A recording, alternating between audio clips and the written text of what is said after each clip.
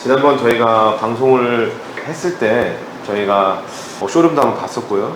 그리고 이제 관점에 대한 얘기를 쭉 하다가 저는 잔상이 떠오르는 게 돈 버는 농사라는 키워드에 지금 꽂혀 있거든요.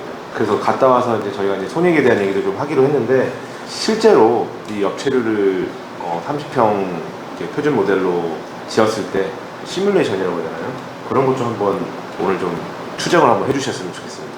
네, 제가 자료를 보내드릴게요. 잘 안 보이실 수도 있는데 이게 손익을 추정해 본 겁니다. 네토그린이 그 2년의 R&D를 거쳐서 그 개발한 표준 모델 수직 농장은 가로 7m, 세로 13, 14m, 높이는 4m 해서 총 9,216포트 포기를 심을 수 있는 시설입니다. 우리의 매출이라는 것은 수확량 곱하기 가격인데요. 가격은 사실 변수입니다. 우리가 통제할 수 있는 부분은 아니죠. 시장의 가격을 따라가게 되고 보통 여름은 올라가고 겨울철은 떨어집니다. 비용은 상수입니다. 우리가 이 특정 캐파의 공장에서 소요되는 각종 비용은 사실 일정합니다. 그렇다면 우리에게 되게 중요한 정보는, 우리가 핸들할 수 있는 부분은, 선택할 수 있는 부분은 그 수확량인데요. 9,216포트의 생산 캐파에서 몇 킬로그램이 수확량이 나오는가, 이게 되게 중요한 정보이고요. 그래서 이 표준 모델은 5주 1회전 되도록 수확하고 있습니다. 일괄 수확해도 됩니다만 한 번의 수확량이 너무 쏟아지면 팔기가 어려우니까 5분의 1씩 나눠서 약간 파도 타기와 같은 형태로 정식하고 파종하고 정식하고 수확하고 있습니다. 그러니까 실제로는 일주일에는 1843포기를 수확하고 있고, 개당 평균 중량이 135g 정도가 된다고 했을 때 1년에 52주, 이 세 수를 곱하면 약 12.9톤쯤 됩니다. 이게 연간 수확량이 되는 거죠. 그리고 판매 단가 같은 경우에는 그냥 팩트를 말씀드리면, 작년에 네토그린의 그 신선채소 플랫폼 프리셀에서 판매한 평균 판매 금액이 8,217원이었습니다. 이렇게 곱할 때의 매출액이 나오는데, 거기에다가 다시 또 재고 비율, 그러니까 저희가 작년에는 93% 정도를 판매했거든요. 약 7% 정도는 재고로 남아 있었던 거죠. 그거를 곱했을 때 매출이 이 정도가 되고요. 각종 비용을 뺀 이익이 4,500만 원. 여기에서 특이점은 내 인건비가 포함이 되어 있다는 부분입니다. 지금 연봉 4,500 플러스 내 인건비라고 보는 거네요.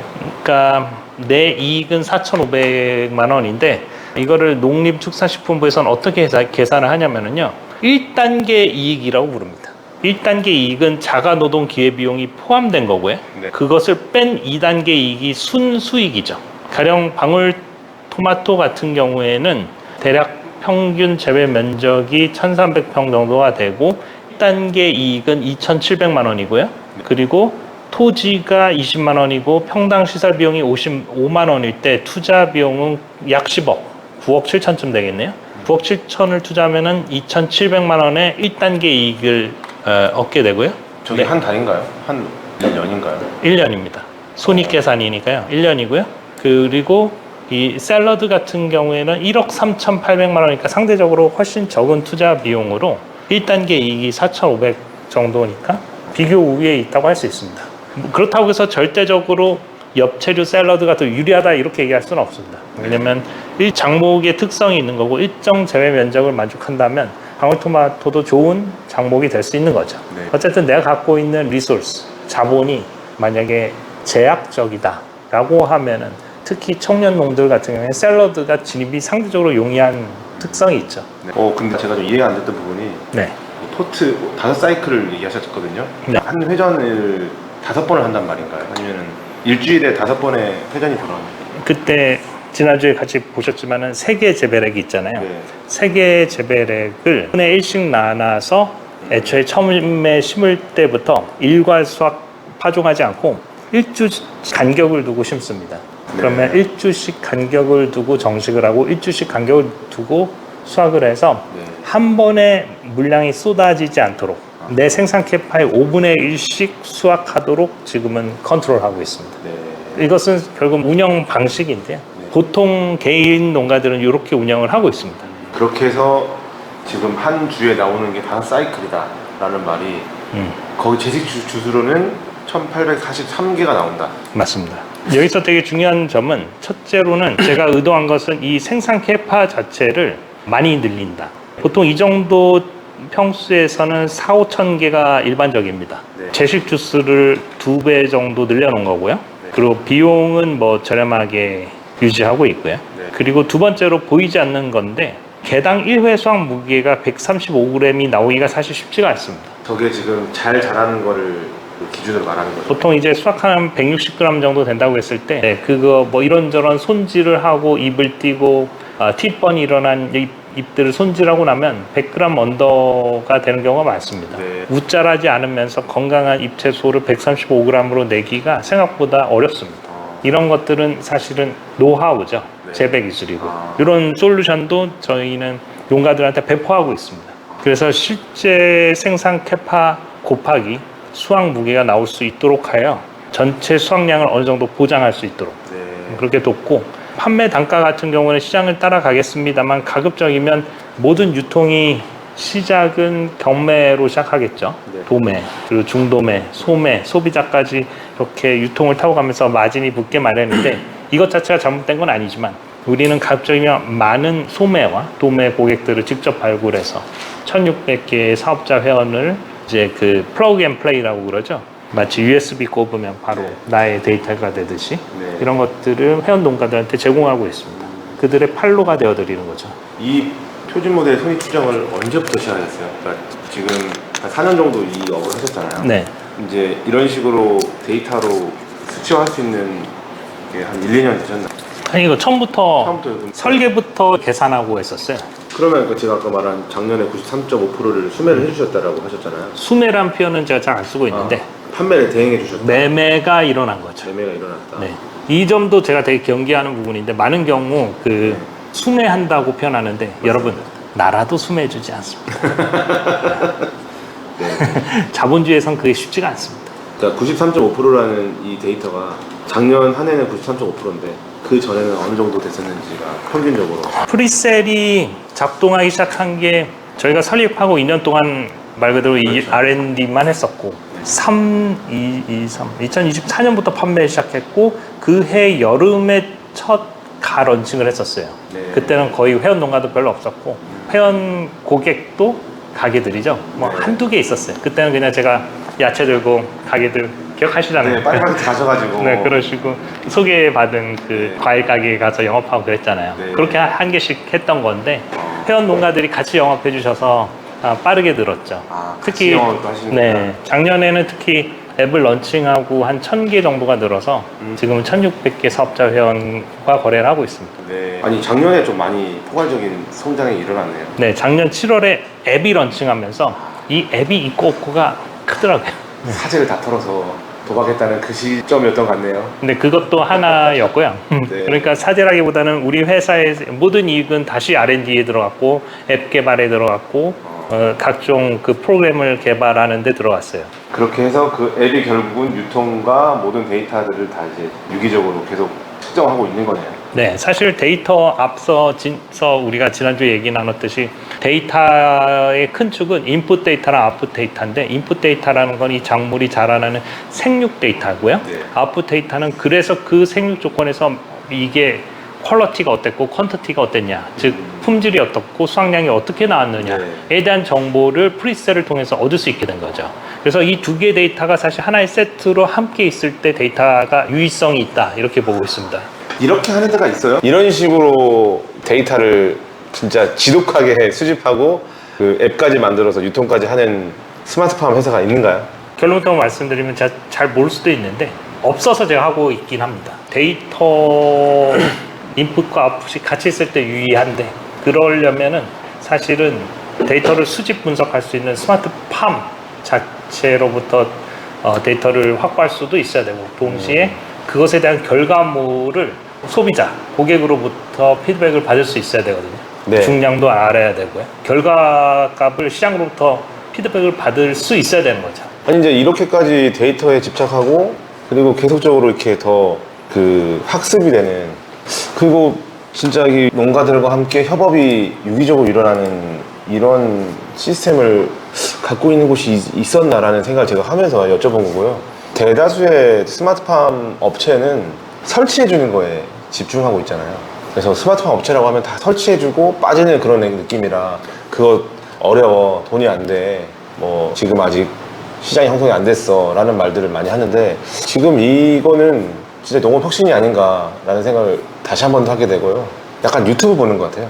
그러니까 유튜버가 처음에 시장에 나왔을 때 지금 거의 뭐 폭발적인 어마어마한 시장을 이제 장악하고 있는 이 유튜브 산업에 농업 버전을 보는 느낌이 좋게 봐주셔서 감사합니다. 없지 않아 있습니다.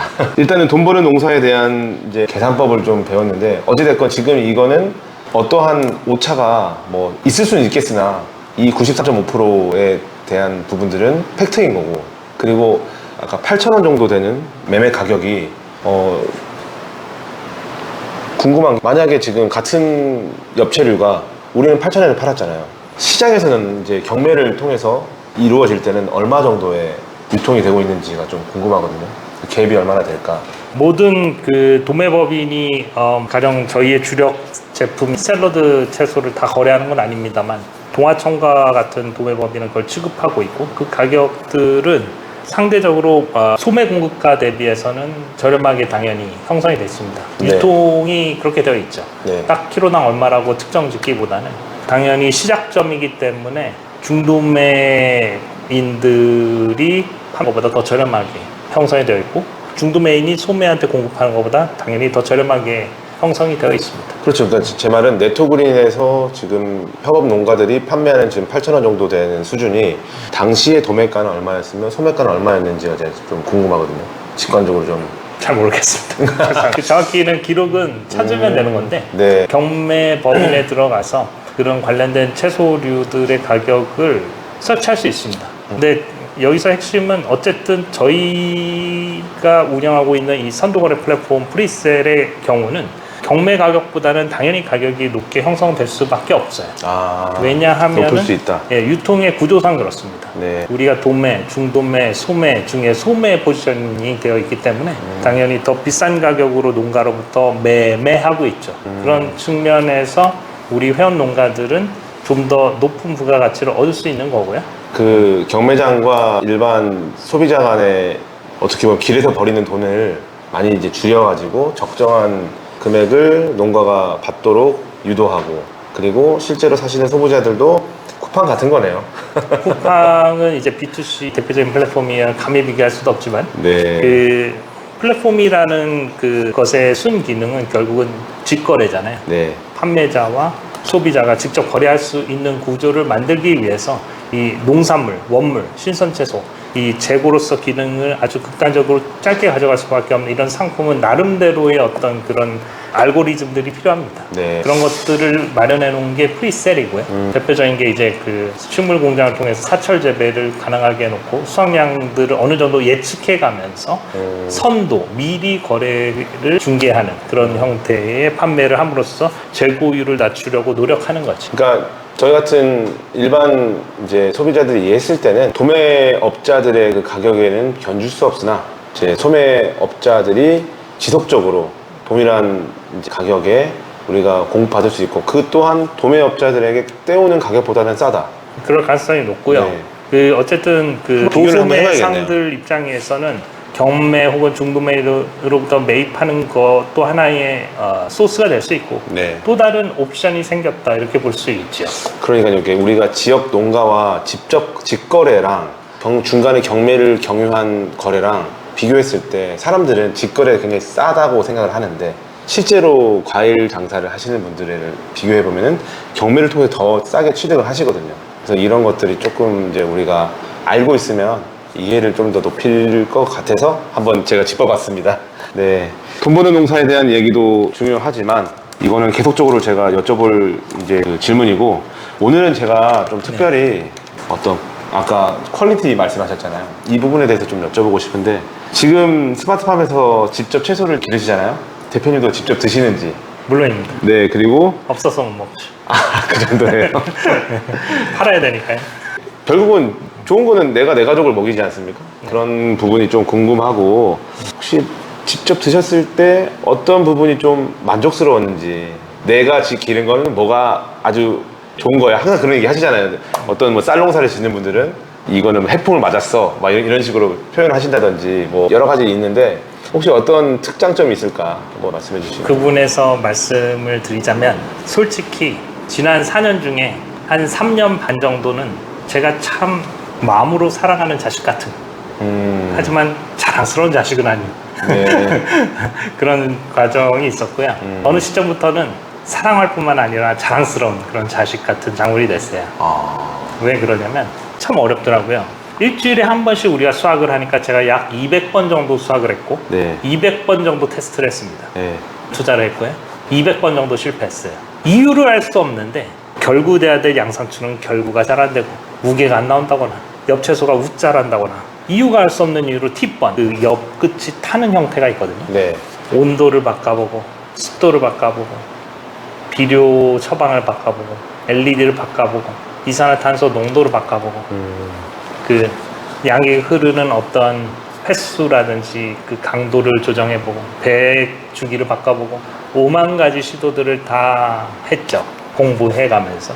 그러면서 내린 결론은 이 정말 만만치 않은 친구구나. 정말 과학적이구나. 이 식물들이 원하는 다양한 생육 조건들을 그 레인지 안에 잘 맞춰주면 잘 자랍니다. 네. 제철 과일, 제철 채소처럼 자라요. 근데 그게 생각보다 쉽지 않더라고요. 네. 그거를 찾아가는 과정이었어요. 가령 양액을, 그러니까 비료를 질소인 칼륨, 칼슘을 몇 ppm을 줘야지 라고 우리가 이론적으로 안다고 해도 실제로 그렇게 하는 게 어려운 거죠. 가령 이 농축된 양액을 희석해서 펌프를 쏘면 이 거터를 타고 흐르죠. 네. 쭉 저기 13m를 흐를 텐데 앞에 있는 애들이 먹고 그렇겠네요. 한 9m부터는 내 차례가 안 올 수도 있어요. 앞에 애들이 다 먹어서. 그럴 수도 있겠다. 그러면 도대체 몇 미터 퍼 세컨드의 펌프의 힘을 작용하면 저기까지 갈까요?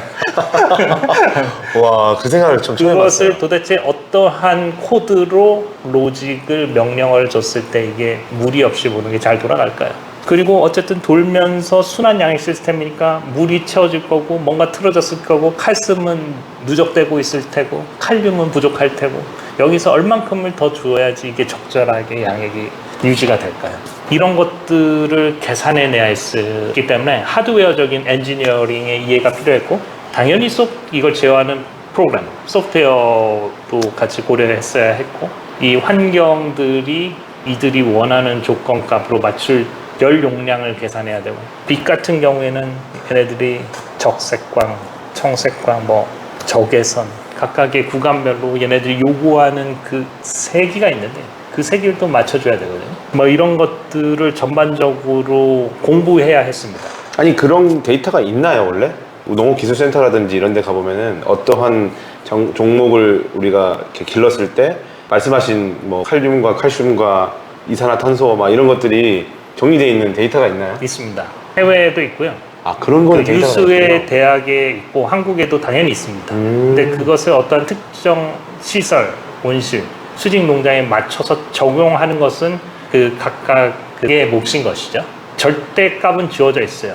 이러한 엽채류는 이 정도의 영양분을 이만큼은 줘야 되고 광은 이렇게 줘야 되고 이 레인지 안에 들어와야 된다는 게 아카데믹 기준으로 와, 학술적으로 알려져 있지만 그거를 실제로 적용하는 건 다른 얘기인 거죠. 과학이네요, 과학. 네, 굉장히 과학적입니다. 네. 놀랍도록 과학적이고 그것들을 배워나가는 과정들이었던 거죠. 저는 손맛인 줄 알았어요. 농업이라는 게 우리 장 담글 때 이제 손맛이라고 하잖아요. 저도 그런 줄 알았어요. 밖에는 풀만 잘 자라도만 보이고 왜 내가 여기서 하는 거는 그러니까요. 다 타버리고 죽고 왜소하고 그래서 너무 어려운 기간이었어요. 이제 근데 지금은 어디다 내놓아도 아깝지 않을 정도로. 그것 때문에 그걸 성공하고 제가 이걸 만들었어요.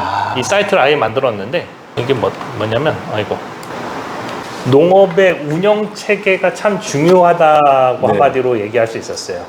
이 레시피를 어떻게 도출했지? 라고 생각해 보면 결국은 농업에는 6개의 되게 중요한 요소가 있는데요. 네. 가령 장목의 선택, 그렇죠. 토지, 온실의 선택, 각종 하드웨어와 소프트웨어, 그리고 경영적 의사결정이 모두 각계의 계층에서 복잡하게 얽혀져 있다는 거죠. 시계 톱니바퀴 돌아가듯이.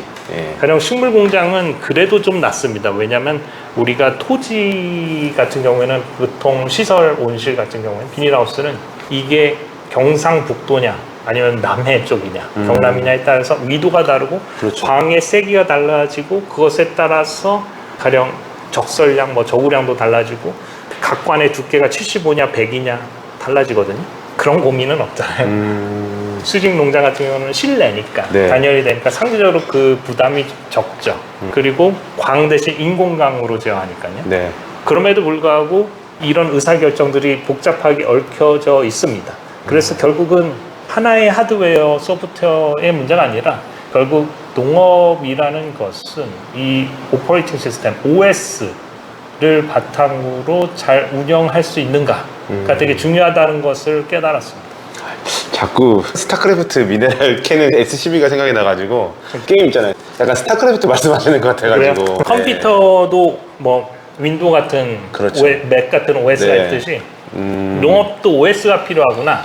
어쨌든 이 각종 그 장목, 토지, 온실, 하드웨어, 소프트웨어, 경영 이 각각의 체계를 잘 운영할 수 있는 어떤 시스템이 필요하다고 생각하고 있고 그것의 아주 기초, 펀더멘털을 네트워크그린이 현재 확인한 걸로 저희는 인지하고 이 부분을 계속 지속 발전해 나가고 있고 저희가 지금 지향하는 바는 농업 OS 기업입니다. 결국은 이분이 어떤 시설 온실을 어느 지역에 어떻게 진다면 거기에 맞는 위도, 광량, 적설량, 저구량에 따라서 적절한 온실을 내재형으로 구축하고 거기에 지하수가 얼마나 있는지 그거에 따라서 히트 펌프를 순행식을 몇 대로 하고 공냉식을 몇 대로 해야 할지 이 제어는 어떻게 해야 될지 부분에 대해서 함께 자문할 수 있고 지원할 수 있는 그런 기업이 되려고 노력하고 있고요. 유통으로 시작을 했다가 유통을 잘하려고 제조를 하다가 결국은 이 오퍼레이팅 시스템에 대해서 되게 몰입하고 있는 그런 단계에 있습니다. 말씀하시는 걸 들으면은 구글 지도가 생각이 납니다. 이렇게 레이어를 하나하나 얹이잖아요. 네. 지금 말씀하신 게 지금 그 아까 뭐 하드웨어라든지 그런 게 다 이렇게 6가지로 지금 구조화 하셔가지고 이거를 지금 잘 운영하는 운영회사로 지금 가겠다. 네. 구글인데요. 농업의 구글이 되면 정말 좋겠는데 네, 구글입니다 이거는 제가 볼 때 계속 데이터 뭐 이런 뭐 그 레이어 이런 말들을 다 종합을 해보면 결국 구글이에요. 농업계의 구글인 것 같아요. 그래서 지금은 결론적으로는 그 운영 체제를 구축을 해냈고 그러니까 운영 체제 구축을 해낸 게 결국은 이 맛있는 퀄리티 있는 그리고 거기에 수량까지 더해지는 적정한 레시피를 만들어냈고 그걸 해냈더니 OS가 구축이 돼 있더라. 아니다. 그걸 하고 나서 OS를 이제 이거를 더 생각해냈다. 이렇게 제가 받아들이면 네, 될까요? OS가 참 중요하고 수직 농장에 대해서는 저희가 OS를 어느 정도는 확보한 것 같아요. 역량이 구비됐다. 어느 이렇게. 정도 된 것 같고 그걸 바탕으로 저희는 기타 채소로 확장을 해 나가고 있습니다. 퀄리티는 그러면 태양광을 먹은 그 엽채류와 이 LED를 먹은 엽채류가 비교했을 때 아주 더 훌륭할 수도 있다.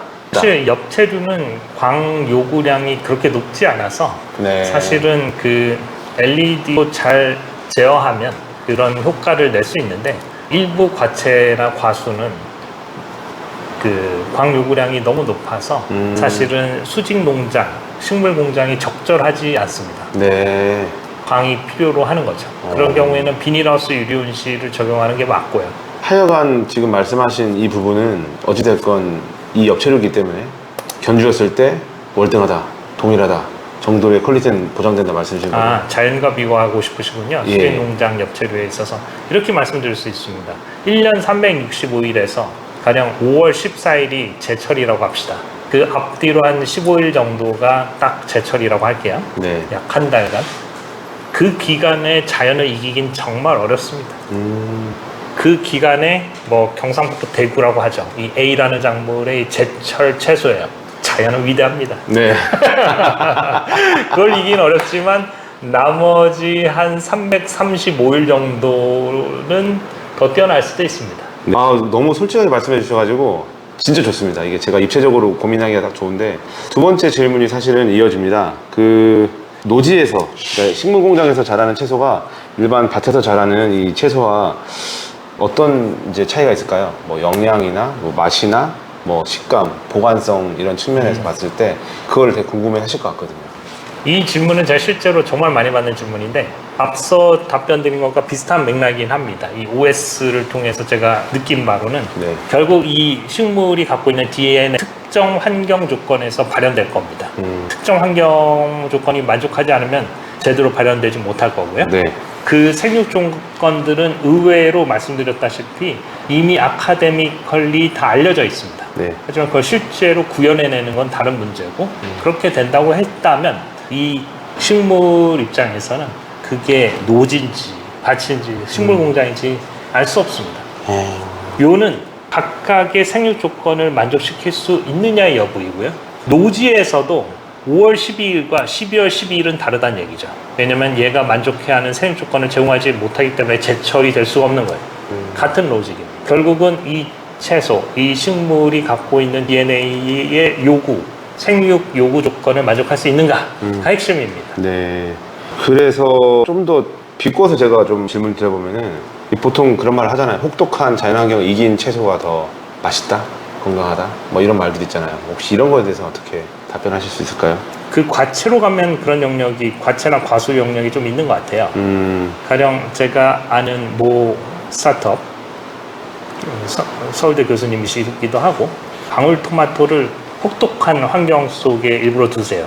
무슨 칩을 방울토마토 줄기에다 꽂고 줄기에다가 꽂고 측정하는 거예요. 얘네들을 결핍의 상태로 꽤 유지하게 해요. 어떤 부분에 대해서. 그러면 얘네가 여기서 스트레스를 받으면서 뭔가 나오나 봐요. 그래서 과육이 결과적으로 엄청 다는데 여러분들이 그 요즘 많이 드시는 달콤한 인공적으로 달콤한 토마토 스테비아. 그거랑 비할 수 없을 정도로 깊고 자연스러운 단맛이 나요. 진짜 훌륭합니다. 그런 것들이 과채에서는 적용되는 것 같은데 그 부분은 사실은 저희가 아직 잘 모릅니다. 아까 말씀드린 것처럼 저희는 현재까지 학습된 건 엽채까지고 네. 과채로 확장하려고 하고 있죠. 그리고 그 부분에 대한 연구는 앞으로 더 해나가야 되는 영역이에요. 어떠한 스트레스가 됐을 때 어떻게 더 긍정적인 부분이 있는지는 현재로서는 잘 모르겠습니다. 그러면 이제 자연스럽게 이어서 제가 지금 엽채류만 저희가 지금 계속 스터디를 했는데 과채류로 좀 질문을 좀 확장을 하고 싶거든요. 네. 그러면 이제 이 식물 공장이 지금은 엽채류는 좀 적정한데 과채류로 식물 공장이 확장될 수 있을까? 뭐 그런 이제 수경 재배로 과채류가 가능한가? 이런 이제 한계가 어느 정도 있을까를 좀 궁금합니다. 수직 농장은 제 생각에는 과채류에 그렇게 적합하다고 생각하지는 않습니다. 네. 대표적인 과채류가 토마토, 딸기, 오이, 파프리카 뭐 이런 거거든요. 네. 고추 뭐 등등인데 이들은 광 요구량이 많습니다. 그리고 이들의 키나 뭐 제식 주스를 고려했을 때 수직 농장보다는 고설베드 형태의 시설 온실이 더 적합해 보입니다. 고설베드가 뭐예요? 고설베드가 이제 비닐하우스에 가면 이렇게 쭉 한 요 정도 허리 오는 정도의 겉터에다가 쫙 놓여있죠. 고설베드라고 하는. 아, 그 고설베드라고요? 뭐 행잉베드 위에다 거는 건 방식도 있고 이렇게 거는 베드도 있는데 어찌됐건 보통 비닐하우스는 광을 잘 받을 수 있게 되어 있고 네. 그리고 온도는 천창측창을 열면서 어느 정도 온습도를 제어하게 되어 있고 양액들이 그 이제 겉터 베드를 통해서 흐르는데 네. 딸기는 그나마 그래도 광 요구량이 상대적으로 적어서 수직 농장에서 실내에서도 가능할 수도 있습니다. 저도 재배를 하고 있고요. 근데 그 여러 가지 비용을 고려했을 때 단위 생산량도 고려했을 때 시설 온실 중에서는 과채류 같은 경우에는 비닐하우스에서 혹은 유리 온실이 더 적절할 수 있습니다.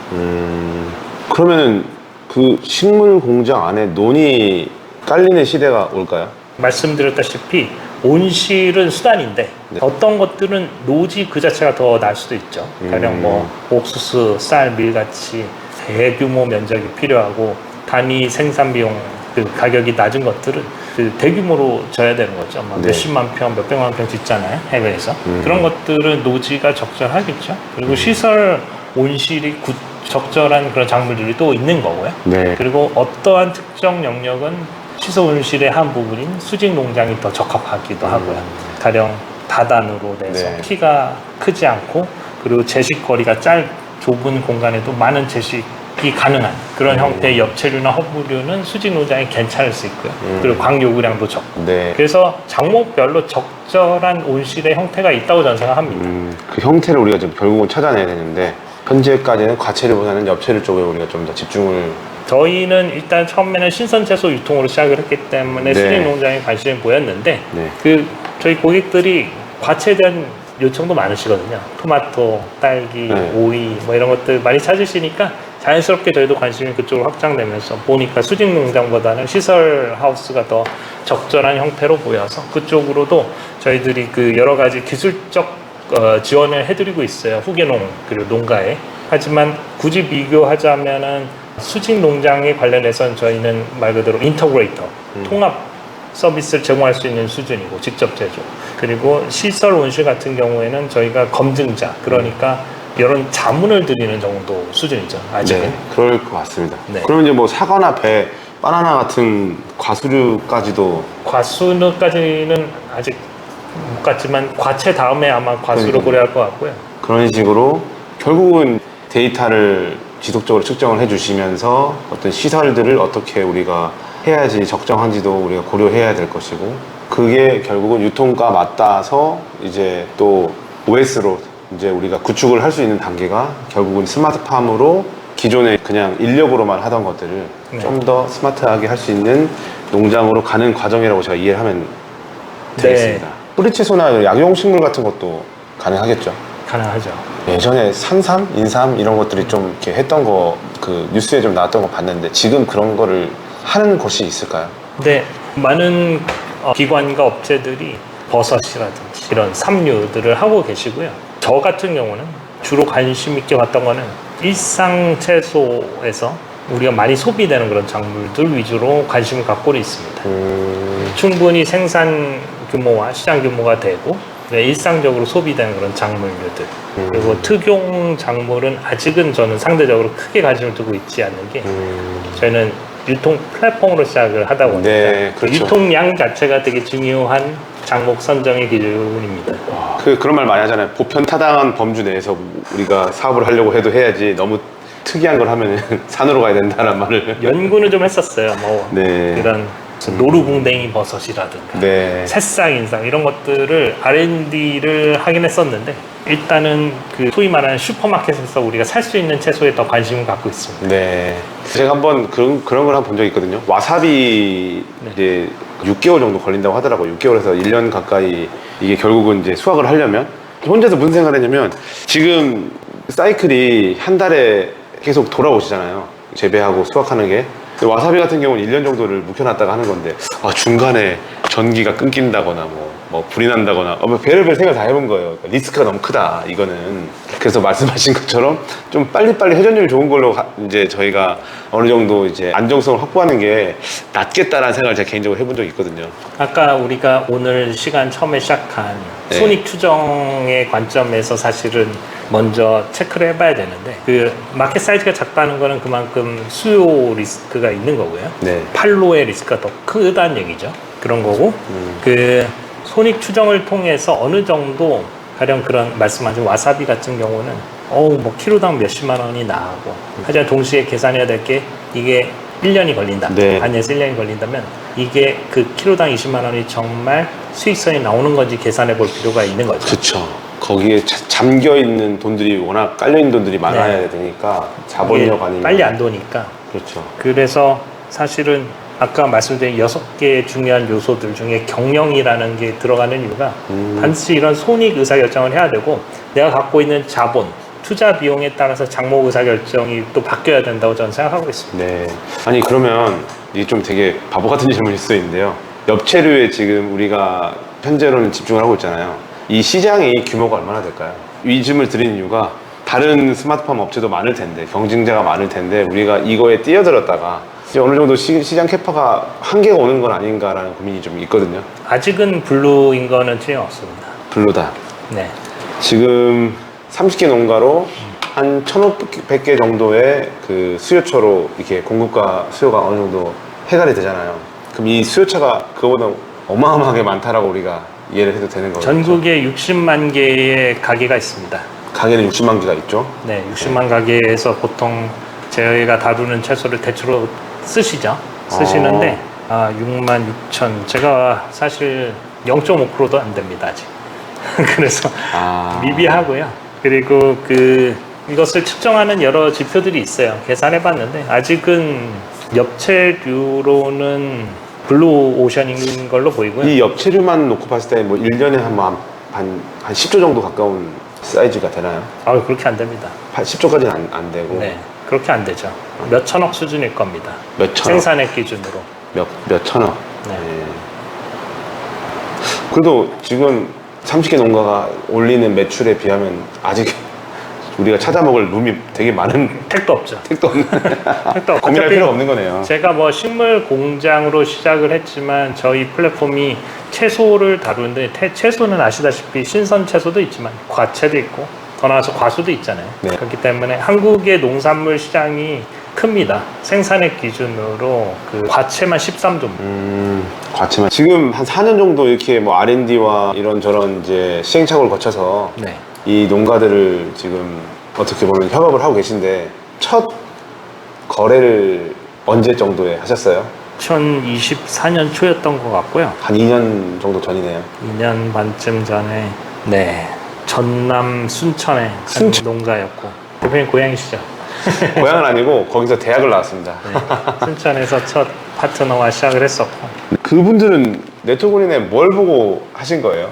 그분 같은 경우는 그때는 이렇게 지금 플랫폼들이 있지 않았잖아요. 그분은 되게 도전적이고 여러 개의 식당 운영하는 성공한 사업가셨는데 아하. 많은 그 원물의 수요가 있고 원물 공급이 워낙 들쑥날쑥하고 이런 이슈들이 있다 보니까 네. 스마트팜 저랑 어떻게 보면 같은 이유로 이런 수직 농장에 관심이 있었던 거고 소비자로서 관심이 있으셨던 거죠. 네. 그리고 많은 업체를 컨택하셨었다고 했고 당시에 제가 제안한 이 구성에 대해서 이미 가격 조사가 다 되어 있었기 때문에 뭐야 이거 바로 결제하셨어요. 100% 성공.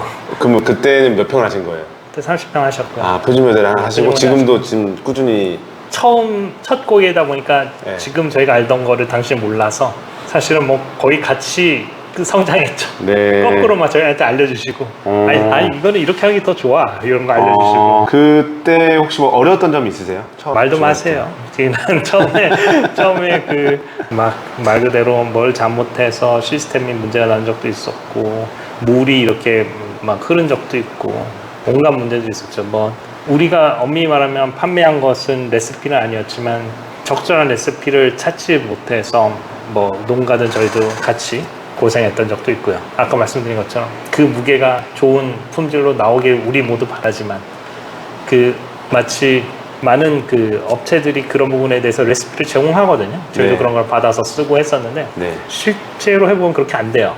그 이유가 뭔지 처음엔 찾을 수가 없었고 네. 그러다 보니까 기대 이하의 수확량과 품질이 나왔던 적이 많이 있습니다. 아니 그러면 그때 처음 이제 어쨌든 고객사에서 엽채류가 자랐을 거 아니에요? 그때 이 반응이나 이런 거 좀 기억나시는 게 있으세요? 처음엔 그냥 그저 요 공간에서 이 회색 공간에서 초록이 나오는 것만으로도 너무 행복했다. 감개무량했죠. 네. 그러다가 이제 시간이 지나고 보면 볼수록 이 디테일이 보이는 거예요. 네. 야 이거 틀렸다 이거 못 자랐다. 야 이거 팁법 많이 올라오는구나. 어렵구나. 이런 것들이 보이기 시작하더라고요. 지금은 그분이 계속적으로 수요를 만족하게끔 하면서 운영을 하고 계시겠네요. 그분은 이미 성공한 있으시고. 사업가라. 자체 수요가 많으세요. 그분은 지금은 30평에서 더 늘리셨을 것 같은데 글쎄요. 더 이상 늘리시진 않고 이거 그러면 하나에만 가게를 더 여시면 딱 가게가 더 나으시겠죠. 가게를 더 안 여신 걸로 알고 있습니다. 네, 그렇게 지금 첫 고객이 순천에 지금도 하고 계시다. 그럼 결론적으로는 지금 아까 OS라고 말씀하셨었는데 네토그린이 결론적으로는 이 유통 플랫폼 뭐 아니면 어떻게 될까요? 뭐 데이터, 농업 데이터 등등등 이렇게 여러 가지 분야가 있는데 어디에 가장 가까운 회사인가요? 저희의 어퍼링, 저희가 제안하는 것은 결국 농업 OS가 될 거고요. OS, 결국 OS. 네, OS 아까 말씀드린 6개, 뭐 장목, 경영, 하드웨어, 소프트웨어, 온실, 토지 이런 각각의 영역을 개별 농가들마다 상황이 다 다르거든요. 그거에 맞춰서 어떻게 OS를 효율적으로 영농 활동을 끌고 갈 수 있는가, 그래서 수익을 내는가, 결국은 수익입니다. 이 농가가 수익을 더 내기 위해서 어떠한 의사결정을 해야 하는가를 돕는 회사로 포지셔닝 하는 거죠. 농업 컨설팅이네요. 농업 OS를 제공하는 회사. 컨설팅은 이제 그 말 그대로 컨설팅인 아, 거고 그러네요. 진짜 저희는 이 개념이 이 오퍼레이팅 시스템을 제공하고자 하는 거죠. 너무 커가지고 사실은 이게 그러니까- 한계가 있는 것 같아요. 제가 알고 있는 이 어떤 관점과 뭐 적절한 비유가 아닐 수도 있습니다만 저희는 그냥 윈도우를 팔고 싶은 거예요. 윈도우. 그냥 여기서 딸기 농사 지으실 거면은요 여기가 위도가 어떻고 어쩌고 저쩌고 저우량 조사한 정보 따다닥 들어갔을 땐 여기에서 시설 온실의 설계도가 나오고 거기에서 지하수의 용량에 맞춰서 히트펌프가 어떤 브랜드가 몇 개가 배치가 되고 그리고 비료의 농도와 이것들은 장기적으로 어떻게 갔으면 좋겠고 잠깐만요. 윈도우 말고 또 그 라이벌이 있잖아요. 맥을 뭐라 부르지? 그 OS가 뭐죠? 맥에 아이폰 그 회사 애플이 하는 그 있잖아요. 네. 결국 그 회사가 말씀하신 것처럼 OS를 파는 회사인데 OS를 잘 더 거기에 맞는 하드웨어까지 팔아버리는 거잖아요. 그런 느낌이 드는 것 같은데. 그렇죠. 통합으로 그렇게 제공하고 싶고 지금 보이시는 이 화면도 우리는 이제 시설에 집중하게 되잖아요. 사실상. 근데 말씀하신 시설의 관점이 있다고 하기보다는 말씀하신 여기에 그 환경 제어라든지 종목에 따른 유통에 따른 이런 것들을 종합적으로 구조화해서 이제 OS를 제공해주는. 네, 그랬으면 좋겠어요. 가령 제가 예시를 들자면 이 시설 하우스를 지금 보고 계시는데 클러스터 형태로 대규모 농장 형태죠. 똑같은 평수를 가령 내가 1000평을 짓더라도 5명이 5000평을 5명이 하는 거랑 1000평을 1명이 하는 거랑 그 투자 비용 그리고 운영 비용이 달라집니다. 네. 그렇게 해서 시너지가 나는 방법도 있고요. 그리고 아무래도 판로 협상도 더 용이하겠죠. 물량이 많아질수록. 그리고 이게 지역에 따라서 당연히 아까 말씀드렸다시피 비 오는 것도 다르고 눈 오는 것도 다르고 바람 부는 것도 다릅니다. 그리고 광량도 달라지고 거기에 맞춰서 적절한 온실 구조가 나와야 될 거고요. 많은 경우에 제가 검토해 본 바로는 구조적으로 되게 취약합니다. 눈 오면은 무너지는 이유가 있어요. 싸다고 다 좋은 게 아닙니다. 적절한 구성 속에서 설계 속에서 저렴한 게 좋은 거죠. 그런 판단을 할 수가 없어요, 농가에서. 그렇기 때문에 저희는 OS는 이런 것들을 다 포함합니다. 이 위도, 이 토지, 이 토지의 위도에서는 이렇게 하는 게 적절하다는 솔루션을 제공하고 싶은 거죠. 지금 단계에선 그 역량이 상대적으로 부족하기 때문에 슈퍼바이저로 포지셔닝 하는 거고 더 나아가서 저희는 인터그레이터가 될 거고 나중엔 하나의 기준이 되고자 합니다. 원래 직업이 군사 전략가셨잖아요. 그렇습니다. 네. 지금 말씀하신 게 전부 다 군사 전략 같아요. 그렇습니다. 그러니까 군대로 따지면 이렇게 보통 이제 특기가 이렇게 나눠져 있잖아요. 인사 특기, 정보 특기, 작전 특기, 뭐 군수, 뭐 그런 식으로 이렇게 분야별로 이렇게 되어 있지만 결국 그들이 하나의 전쟁을 함께 치르는 거거든요. 근데 지금 6가지로 이렇게 구분을 하셔가지고 그 전쟁은 아니지만 생산이겠죠. 아니 농업에 대한 뭐 생산과 유통 이 분야를 지금 이렇게 계층화 시켜서 어떻게 보면은 이제 자동화라고 말하기 좀 그렇지만은 이렇게 잘 흘러갈 수 있게끔 네. 사이클을 잘 만들어 가시는 그런 OS를 만들어내는 건데. 맞습니다. 업체들별로 이런 업체들도 있어요. 로봇에 집중을 해요. 한 10단짜리 수직 농장을 개발합니다. 이렇게 물류 자동화처럼 트레이드로 옮기고 수평으로 이동하고 수직으로 이동해서요. 10단까지 제공하고 로봇팔로 수확하고 막 이런 것들을 고민해요. 네. 근데 실제 시장 규모로 봤을 때는 그런 투자가 하려면 엄청 큰 마켓 사이즈가 돼야 되는 거거든요. 그러니까 저의 관점에서는 기술의 개발도 정말 중요하고 많은 기술들이 이미 구현 가능한데 중요한 건 그래서 전 시간에 제가 관점을 말씀드린 거죠. 이 시장을 이해하고 결국 고객이 농가를 이해해야 되는 거죠. 소비자를 이해하고 했을 때 그게 그런 투자가 적절하냐라는 거고 결국 나라에서 후계농을 위한 그런 1조 원의 재원이 있다고 했을 때 저들이 어떻게 뭉쳐서 클러스터를 구축했을 때 그게 궁극적으로 그들과 그리고 시장에 모두에게 효익을 줄 수 있는가. 그러니까 사실은 이런 6개 계층을 연결해서 OS를 제공하는 것도 기술적으로 참 중요하지만 그게 현실적으로 가능하려고 하면은 이 클러스터엔 누가 들어올 거냐. 이 재원이 내려가고 있는데 그게 정말로 지자체로 해서 후계농까지 가고 있는 거냐. 많은 문제들이 사실 얽혀 있습니다. 네. 그래서 기술적으로 저희가 지향하는 바는 저희의 오퍼링은 농업 OS 오퍼레이팅 시스템입니다만 이걸 가능하게 하기 위해서 우리의 고객인 후계농들 그리고 우리의 고객인 또 다른 고객인 도소매상들에게 어떤 가치를 제공할 수 있는가를 계속 고민하고 있고요. 그 부분에서 이제 또 대표님과 함께 협력하고 있는 거죠. 이 OS라는 게 진짜 다양한 그 분야에 부동산과 정말 뗄래야 뗄 수 없는 관계고, 부동산 투자 상품 중에서도 여러 가지 그 분야로 우리가 확장될 수 있다. 말씀 주셔서 정말 반가운데요. 제가 하나의 예시를 들어볼까요? 어쨌든 그 부동산 5억을 제가 받아요. 정확히는 빌리는 거죠. 1%대에 5년 거치 20년 상한을 청년동이 받아요. 만 39세 이하. 오케이. 나는 천안에 몇 평의 땅을 사고 싶어. 그리고 거기에 시설 하우스를 짓겠어. 몇 평을 짓고 싶어. 그럼 평당 단가가 나오겠죠? 농지의 가격이 나올 거고, 네. 비닐하우스를 짓는 가격이 나오겠죠? 그리고 내가 갖고 있는 돈 안에서 이거를 구축을 해야겠죠? 근데 이 시설 온실이라는 것은 감가가 빠르게 진행되는 상품이죠. 그래서 이제 남는 건 농지일 거고요. 이분들이 5억을 가지고 구축할 수 있는 온실의 규모가 얼마나 될까요? 토지가 가령 뭐 20만 원이라 치고 시설 온실 저렴하게 한 50만 원에 했다고 쳐볼까요? 70만 원? 5억 나누기 70만 원이면 나오겠죠? 평수가? 600 몇 평 되는 네. 거예요? 700평 나오나? 어쨌든. 예, 700평 정도 될 네. 것 같습니다. 그런데 오이가 평균 재배 면적이 한국이 950평. 950평이거든요. 950평인데 농진청에 의하면 1단계 소득이 3,400원 네. 만 원이에요. 2단계 이익, 그러니까 내 노동력을 뺀 이익이 700만 원입니다. 그죠? 근데 내가 만약에 700평을 못 한다면 저 이익이 안 나오겠죠? 그렇다면 농업은 사실은 전 시간에 말씀드렸지만 규모의 경제가 작동한다 그랬잖아요. 네. 저 평균 면적이 거의 BP예요. 똔똔이라고 그러죠. 네. 그거보다 더 큰 재배 면적을 했을 때 수익이 나거든요. 그러니까 농업은 규모화, 기계화, 산업화, 자본화 돼야 된다고 제가 주장하는 이유가 거기 있습니다. 네. 물론 그렇게 되면 좋겠지만 이건 자본이 필요하잖아요. 내 자본이 5억 큰 돈이지만 생각보다 평균 순삭. 재배 면적을 하기도 어렵습니다. 네. 그렇다면 우리 생각을 잘 해야 되는 거죠. 저 장목이 맞나? 아니면 이것을 가지고 몇 명이 뭉쳐서 해야 되나? 협동작으로 돈을 모아서. 이런 계산이 다 필요한 거고, 만약에 우리가 이걸 꼭 사야 되나? 누가 임대해 준다면, 물론 그런 사업자는 별로 없습니다. 클러스터를 임대해 주는 곳은 없습니다. 만약에 있다면, 나는 600평 할 거를 1000평을 수도 한다면, 있고. 그리고 만약에 그 5억 원을 내가 다 이거 토지 사고 뭐 하는데 이거 다 감가돼서 사라질 돈이잖아요. 그대로 내가 나중에 보증금으로 돌려받는다면. 왜냐면 자본이 이렇게 모여 있으면은 또 그런 게 가능할 수 있잖아요. 그러니까 누군가가 임대해 줄 수도 있잖아요. 그렇죠. 그리고 그 임대해 주는 분도 수익이 나고 내 입장에서 수익이 나는 구조가 나올 수도 있단 말이죠.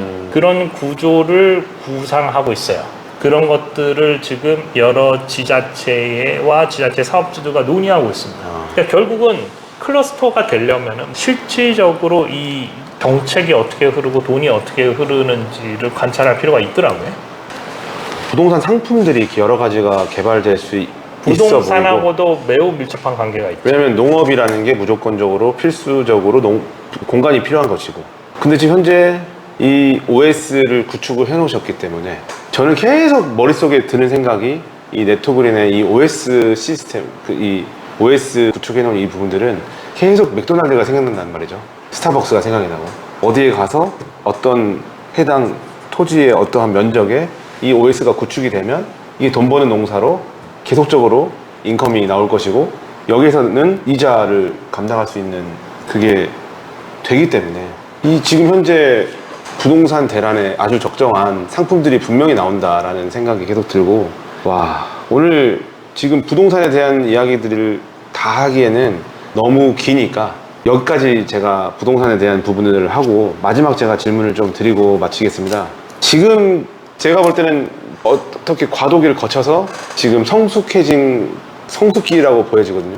하지만 이 시점에도 네토그린이 마주한 현실, 어떤 어려움이 혹시 있지 않으실까 싶어서 지금 단계에서 고민하고 계신 건 뭘까 좀 궁금합니다.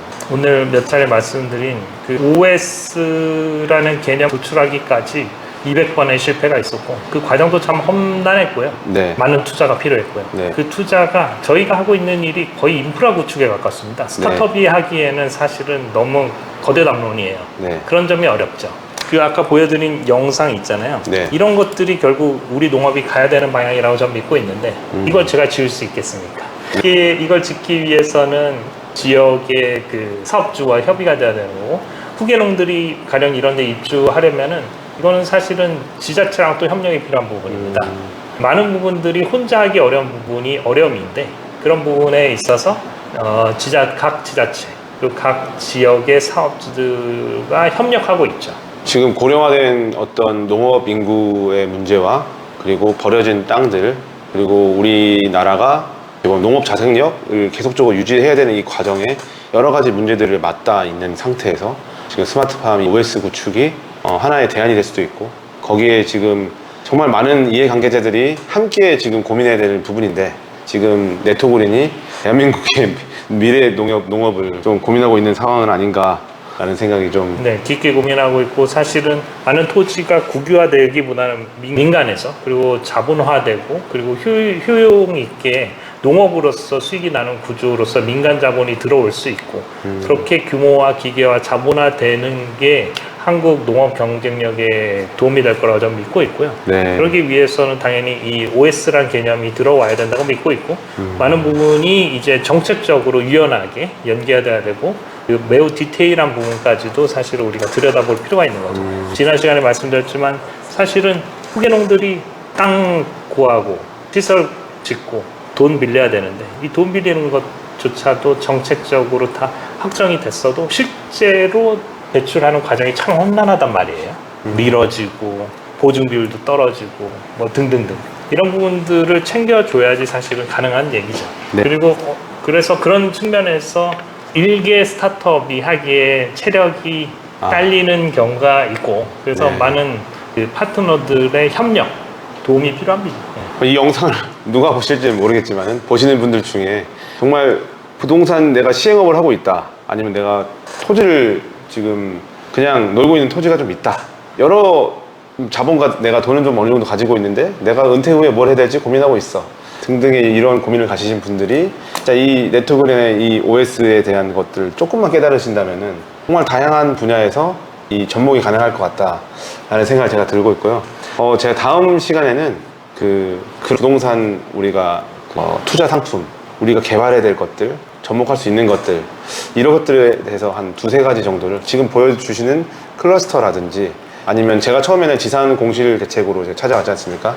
그런 이제 상가 건물에서 우리가 해낼 수 있는 방법이라든지 여러 가지 한두 가지 사례를 놓고 우리가 좀 이제 좀 집중적으로 아이디어를 도출해내는 시간을 가졌으면 좋겠습니다.